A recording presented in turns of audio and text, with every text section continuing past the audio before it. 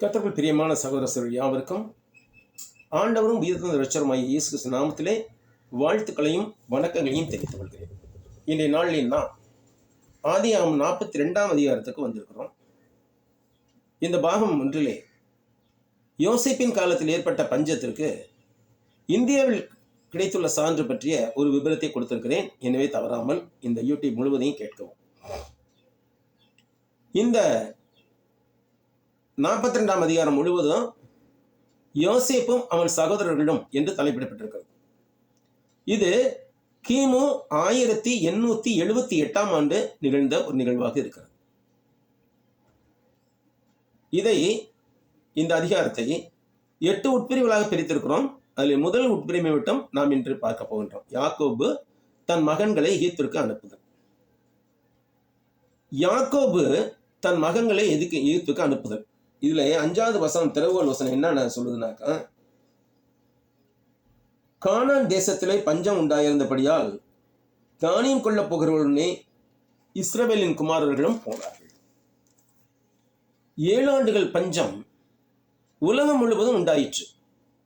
கானான் நாட்டிலும் பஞ்சம் உண்டாயிற்று.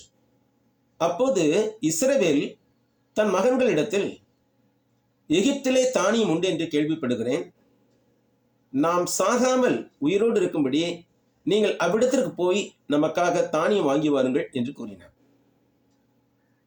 யோசேப்பின் நாட்களில் இப்படிப்பட்ட ஒரு பஞ்சம் ஏற்பட்டது உண்மையா? சமீபத்தில் நேச்சர் என்ற பத்திரிகையின் ஒரு கட்டுரையில் பின்வருமான விஷயங்கள் சொல்லப்படுகிறது. 4200 ஆண்டுகளுக்கு முன்பு பேரரசுகளை பெரிய வறட்சி வாட்டியதா என்ற கேள்வி முன்வைக்கப்பட்டது. இந்த தேதி வேதாகம கால வரிசைகளுடன் அவ்வளவாக பொருந்தவில்லை என்பது போல் தோன்றுகிறது. ஆயினும் இந்த இணையதளத்தில் விரிவாக விவாதிக்கப்பட்ட ரேடியோமெட்ரிக் டேட்டிங் முறைகளில் சிக்கல்கள் இருப்பதால் யோசேப்பு சிறையிலிருந்து விடுவிக்கப்பட்ட காலத்திலும் அதைத் தொடர்ந்து எகிப்தில் பார்வோனுக்கு அடுத்தபடியாக அதிபதியாக உயர்த்தப்பட்ட காலத்திலும் ஆதியாகமம் 41இல் குறிப்பிடப்பட்டுள்ள பஞ்சத்துடன் நெருங்கிய உடன்பாடு காணப்படுகிறது. 4200 ஆண்டுகளுக்கு முந்தையதாக கூறப்படும் இந்த நிகழ்வு இந்தியாவின் மேகாலயா பகுதியில் உள்ள மவும்லுக் என்ற குகையில் உள்ள ஒரு ஸ்டாலக்மைட்டின், அதாவது யுரேனியம், தோரியம் என்ற அணுக்கதிர்வீச்சு பொருட்கள் வைத்து காலம் எப்பொழுது நடந்தது என்று கண்டுபிடிப்பார்கள். அந்த அடிப்படையில் அவர்கள் அங்கே ஒரு ஸ்டாலக்மைட்டிலே கண்டுபிடித்திருக்கிறார்கள். மேலும் தற்போதைய யுகத்தின் தொடக்கத்தில் புவியியல் கால அளவிற்கான சமீபத்திய சர்வதேச ஸ்ட்ராட்டோகிராஃபி முறை புதுப்பிப்பு ஆணையத்திலும் இந்த மேகாலயன் ஆய்வு ஒரு பட்டியலிடப்பட்டுள்ளது. ஆனால் இந்த யுரேனியம் தோரியம் டேட்டிங் முறையானது ஒரே மாதிரியான அனுமானங்களின் அடுக்குகளின் மீது கட்டமைக்கப்பட்டுள்ளது மற்றும் இது துல்லியமற்றதாக காட்டப்பட்டுள்ளது. எனவே காலங்கள் வேறுபட்டிருக்க வாய்ப்பு உண்டு என்று சொல்வது இந்த ஆய்வில்.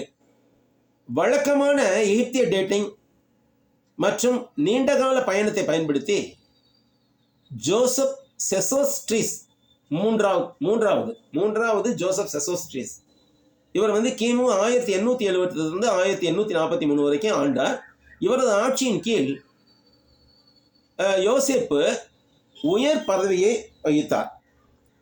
அதாவது சொசைஸ்டிஸ், 3வது சொசைஸ்டிஸ் இந்த ராஜாவின் ஆட்சியின் கீழ் யோசேப்பு உயர் பதவியை வகித்தார்.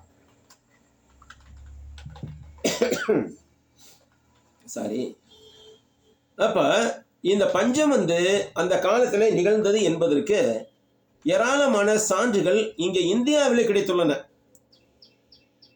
உஷர் என்பவரின் தேதியின்படி குறுகிய பயணத்தின் அடிப்படையில் இது கிமு 1715 இருக்கும். பஞ்சம் 1708 தொடங்கியது. இதில் வரக்கூடிய ஆண்டு கணக்கீடுகள் ஒருவேளை முன்பின்னாக இருந்தாலும் யோசேப்பின் நாட்களில் இந்த பஞ்சம் ஏற்பட்டது உறுதி என்றே தெரிய வருகிறது. அதிலும் இந்த பஞ்சத்திற்கான, அதாவது உலகமெங்கும் ஏற்பட்ட இந்த பஞ்சத்திற்கான ஆதாரங்கள் நமது நாட்டிலே கிடைத்துள்ளன என்பது நமக்கு பெருமைக்குரிய விஷயமாக இருக்கிறது. கிழக்கிந்தியாவில் இருக்கக்கூடிய மேகாலயாவில் உள்ள அந்த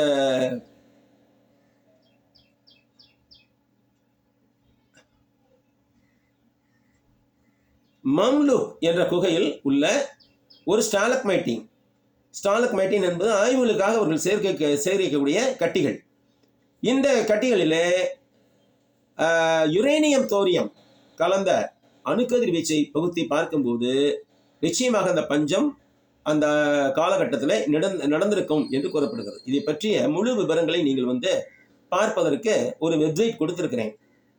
AnswersInGenesis.org என்ற வலைத்தளத்திலே போய் archaeology evidence 7 years famine Joseph என்று சொல்லி போட்டீர்கள் என்றால் உங்களுக்கு முழு கட்டுரையும் அங்கே விவரத்துக்கு வரும். இது நம்முடைய இந்தியாவில் காணப்பட்ட ஆதாரம் என்பதனாலே நாம் அதை நன்றாக கவனிக்க வேண்டும். யோசேப்பின் இளவயது கனவு மெய்யாகுதல் 6 முதல் 9 வரை உள்ள வசனங்கள். யோசேப்பின் குமாரர்கள் அதாவது 10 பேர். பென்யமீன் யாக்கோபிடே இருந்து விட்டான். யோசேப்பு ஏற்கனவே எகிப்தில் இருக்கிறான். ஆக மீதம் உள்ள 10 பேரும் எகிப்து நாட்டிற்கு தானியங்கள் வாங்கும்படி வந்தார்கள். அவர்கள் யோசேப்பிடம் போனார்கள். யோசேப்பு அங்கு அதிபதியாக இருந்து எல்லா மக்களுக்கும் தானியங்களை விற்று கொண்டிருந்தான்.